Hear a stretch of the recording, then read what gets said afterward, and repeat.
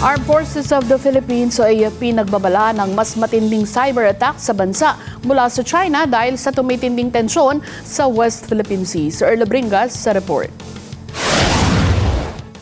Nagbabala ang Armed Forces of the Philippines o AFP na patuloy at lumalala mga cyber attack mula sa China dahil sa umiinit na tensyon sa West Philippine Sea. Sa isang forum ng Stratbase, sinabi ni Brigadier General Joey Fontiveros, Chief ng AFP Cyber Command, na patuloy ang mga pagtatangkang mag-launch ng cyber attacks na may kinalaman sa China, kabilang dito ang malware, DDoS attacks, data leaks at pagkompromiso ng mga website upang maisulong ang mga pakay at interes ng Beijing.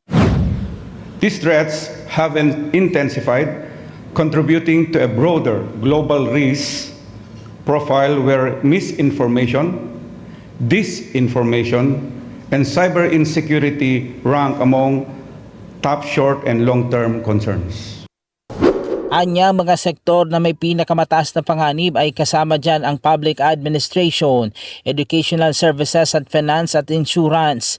Nakarecord din na tumaas ng 37% ang online threats at 200% ang phishing incidents sa nakaraang taon. The government should focus on institutionalizing cyber in the country. Like, in what manner?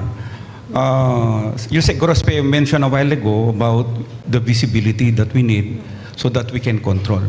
Does the government now, real talk, does the government now have the complete visibility on those people who have been trained in cyber? So we lack that. So that any malpractice cannot also be monitored or attributed to someone, because we do not have the database of those people taking all these necessary trainings for them to be equipped with cyber. Bagamat may mga pagsubok na pasukin ang intelligence data ng bansa, wala pa ring malawakang breach na nakumpirma. Patuloy namang pinapalakas ng gobyerno ang depensa sa bansa sa pamamagitan ng National Cybersecurity Plan at paggamit ng AI-powered detection systems para maprotektahan ang mahahalagang impormasyon ng bansa. At bilang tugon, iminumungkahi ang pagbuo ng isang malinaw na minimum security standards, pagpapalakas ng information operations at pagpapalaganap ng tamang impormasyon sa pamamagitan ng aktibong partisipasyon ng mamamayan. Kasama rin sa iminungkahi ang pag-adapt ng makabagong teknolohiya, papalakas ng technical attribution at intelligence, active defense, patuloy na pagsasanay at edukasyon, at ang pangarap daw na makabuo ng sariling teknolohiya sa cybersecurity.